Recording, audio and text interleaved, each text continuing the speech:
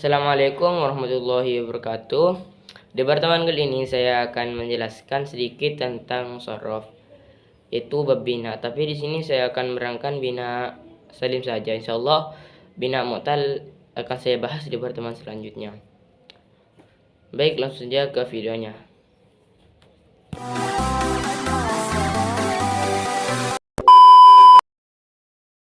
Teman-teman, bina secara istilah itu adalah sebuah bangunan yang mana bangunan itu terdiri dari atap, dinding, tiang, dan lain-lain. Sama halnya seperti bina. Bina itu adalah sebuah bentuk kalimat yang mana terdiri dari fa fi'il, ain fi'il, dan lam fi'il. Kemudian definisinya bina itu adalah sebuah bentuk kalimat yang dilihat dari segi hurufnya dan penataan letaknya. Dan kemudian dalam bahasa Arab itu minimal ada 3 huruf. Contohnya seperti fa'ala. Di sini di lafaz fa'ala, huruf fa-nya itu dinamakan fa fi'il, dan huruf ainnya ini dinamakan ain fi'il, dan huruf lamnya itu dinamakan lam fi'il. Dan ini rumus, jadi perlu kalian ingat-ingat bahwa huruf yang pertama atau huruf fa di lafaz fa'ala itu dinamakan fa fi'il, dan huruf yang kedua itu merupakan huruf ain dinamakan ain fi'il, dan huruf yang ketiga itu merupakan huruf lam itu dinamakan lam fi'il. Kemudian saya ambil contoh lagi yaitu nasoroh. Di sini huruf nunnya itu dinamakan fa fi'il, dan huruf sodnya itu dinamakan ain fi'il, dan huruf ro-nya itu dinamakan lam fi'il. Jadi bagaimana kalau ada 4 huruf?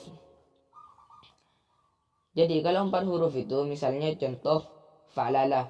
Di sini huruf fa-nya itu dinamakan fa fi'il, huruf ainnya itu dinamakan ain fi'il, dan huruf lam yang pertama itu dinamakan lam fi'il yang pertama, dan huruf lam yang kedua itu dinamakan lam fi'il yang kedua.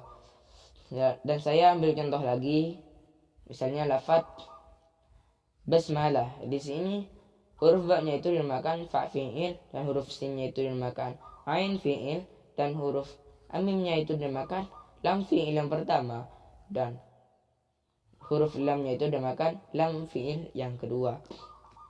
Kemudian kita lanjut ke pembahasan tentang pembagian-pembagian bina. Jadi bina secara garis besar atau secara ijmalan itu dibagi menjadi 2. Yang pertama bina salim, yang kedua bina ghairu salim atau bina mu'tal.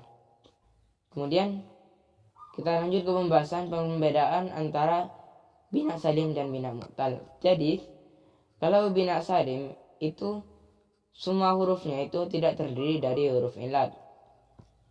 Dan huruf ilat itu ada 3, yaitu alif, ya, dan waw. Contohnya bina salim itu nasoro, fa'ala, madda, dan lain-lain. Kalau bina mu'tal itu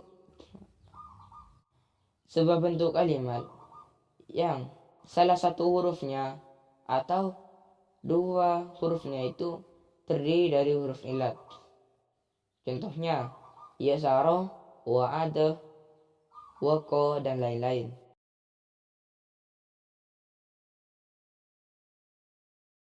Tapi di sini saya akan membahas bina salim saja. Kemudian bina salim itu dibagi menjadi 3. Yang pertama bina shahih, yang kedua bina mudha'af, yang ketiga bina mahmus.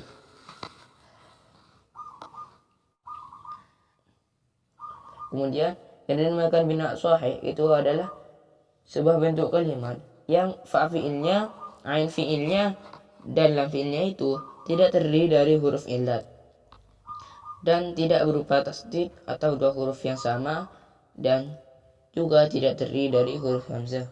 Contoh lafaz fa'ala, daraba, naswara, dan lain-lain. Kemudian yang kedua itu ada bina mudha'af, yang mana yang dinamakan bina mudha'af itu adalah sebuah bentuk kalimat yang ain fi'ilnya dan lam fi'ilnya itu satu jenis atau ditasdidkan. Contoh maddah addoh faroh. Di sini tasdid itu sebagai lambang dua huruf yang sama. Maddah di sini asalnya madadah, kemudian ditasdidkan menjadi maddah. Kemudian yang ketiga yaitu bina mahmus. Bina mahmus adalah sebuah bentuk kalimat yang salah satu dari fa fi'il, ain fi'il, dan lam fi'ilnya itu terdiri dari huruf hamzah. Contohnya amalah, sa'alah, dan nasa'a. Kemudian bina mahmus dibagi menjadi 3. Yang pertama bina mahmus fa, yang kedua mahmus ain, yang ketiga mahmus lam.